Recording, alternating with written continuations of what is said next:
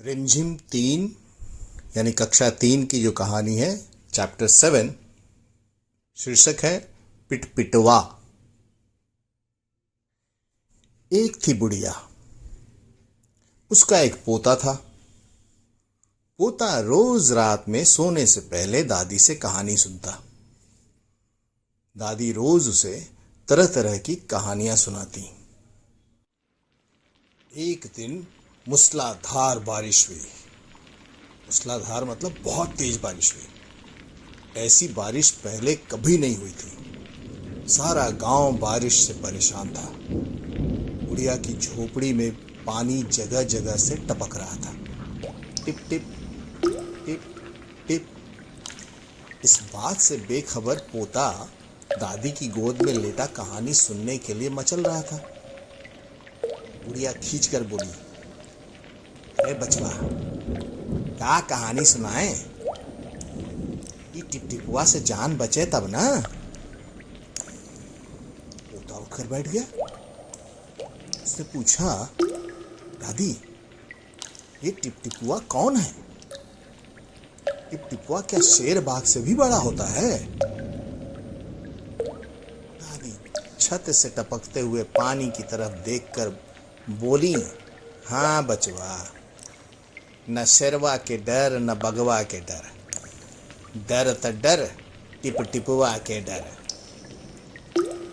संयोग से मुसीबत का मारा एक बाघ बारिश से बचने के लिए झोपड़ी के पीछे बैठा था।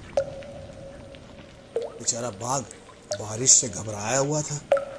बुढ़िया की बात सुनते ही वो और डर गया। अब वह टिपटिपुआ कौन सी बला है? जरूर यह कोई बड़ा जानवर है। अभी तो बुढ़िया शेर बाघ से ज्यादा टिपटिपुआ से डरती है। इससे पहले कि बाहर आकर वह मुझ पर हमला करे, मुझे यहां से भाग जाना चाहिए। बाघ ने ऐसा सोचा और झटपट वहां से दुम दबाकर भाग चला। उसी गांव में एक धोबी रहता था। वह भी बारिश से परेशान था। आज सुबह से उसका गधा गायब था। सारा दिन वह बारिश में भीगता रहा और जगह जगह गधे को ढूंढता रहा, लेकिन वह कहीं नहीं मिला। धोबी की पत्नी बोली, जाकर गांव के पंडित जी से क्यों नहीं पूछते? वे बड़े ज्ञानी हैं। आगे पीछे सबके हाल की उन्हें खबर रहती है। पत्नी की बात धोबी को जच गई। अपना मोटा लठ उठाकर वह पंडित जी के घर की तरफ चल पड़ा। उसने देखा कि पंडित जी घर में जमा बारिश का पानी उलीच उलीच कर फेंक रहे थे। उलीच मतलब काचना या निकाल कर फेंकना। धोबी ने बेसब्री से पूछा, महाराज, मेरा गधा सुबह से नहीं मिल रहा है। जरा पोथी बांच कर बताइए तो वह कहाँ है? बांच कर मतलब पढ़कर बताइए। सुबह से पानी उलीचते उलीचते पंडित जी थक गए थे। धोबी की बात सुनी तो झुंझला पड़े और बोले, मेरी पोथी में तेरे गधे का पता ठिकाना लिखा है क्या है? जो आ गए पूछने? अरे जाकर ढूंढ उसे किसी गढ़ई पोखर में। गढ़ई मतलब नाला, पोखर मतलब तालाब। और पंडित जी लगे फिर पानी उलीचने। धोबी वहां से चला गया। चलते चलते वह एक तालाब के पास पहुंचा। तालाब के किनारे ऊंची ऊंची घास उग रही थी। धोबी घास में गधे को ढूंढने लगा। किस्मत का मारा बेचारा बाघ टिपटिपुआ के डर से वहीं घास में छिपा बैठा था। धोबी को लगा कि बाघ ही उसका गधा है। उसने आव देखा न ताव और लगा बाघ पर मोटा लठ बरसाने। बेचारा बाघ इस अचानक हमले से एकदम घबरा गया। बाघ ने मन ही मन सोचा, लगता है यही टिपटिपुआ है। आखिर उसने मुझे ढूंढ ही लिया। अब अपनी जान बचानी है तो यह जो कहे चुपचाप करते जाओ। आज तूने बहुत परेशान किया है, मार मार कर मैं तेरा कचूमर निकाल दूंगा। ऐसा कहकर धोबी ने बाघ का कान पकड़ा और उसे खींचता हुआ घर की तरफ चल दिया। बाघ बिना चूं चपड़ किए भीगी बिल्ली बना धोबी के पीछे पीछे चल दिया। घर पहुंचकर धोबी ने बाघ को खूंटे से बांध दिया और सो गया। सुबह जब गांव वाले ने धोबी के घर के बाहर खूंटे से एक बाघ को बंधे देखा तो उनकी आंखें खुली की खुली रह गई।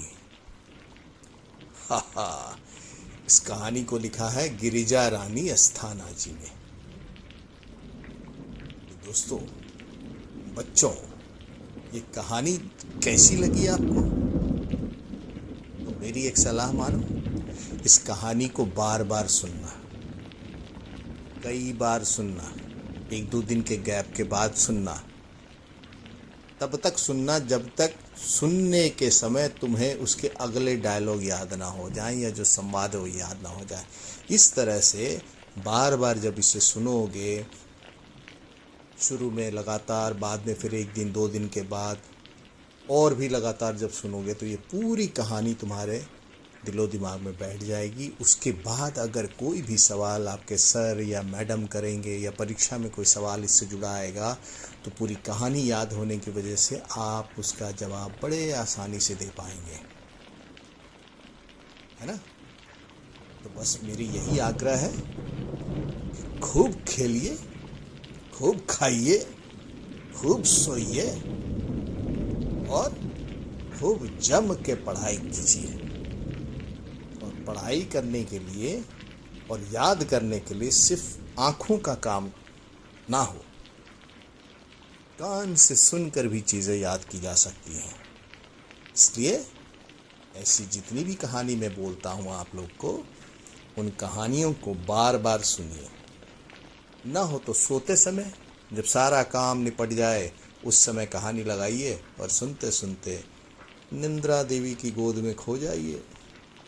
जब सुबह उठेंगे तो फ्रेश, एक नहीं सारी चीज़ें याद रहेंगी, चाहे कहानी हो या कविता हो, है ना? बस इसी तरह आप चैनल जो है उसको सब्सक्राइब कर लें ताकि जो मैं नई कहानी लाऊं वो आप तक पहुंचते रहे। और जो पसंद आए कहानी उसको लाइक कर दें। और अगर हो सका तो मैं डिस्क्रिप्शन में एक मेल दे दूंगा, मेल आईडी दे दूंगा। अगर आपको कुछ पूछना हो या कोई सलाह हो आपकी तो आप उस मेल आईडी पर अपनी मम्मी से, पापा से कह के या अपनी बात आप मुझ तक पहुंचा सकते हैं। तो फिर मिलते हैं अगली कहानी में या कविता में, हैं? Bye bye, take care.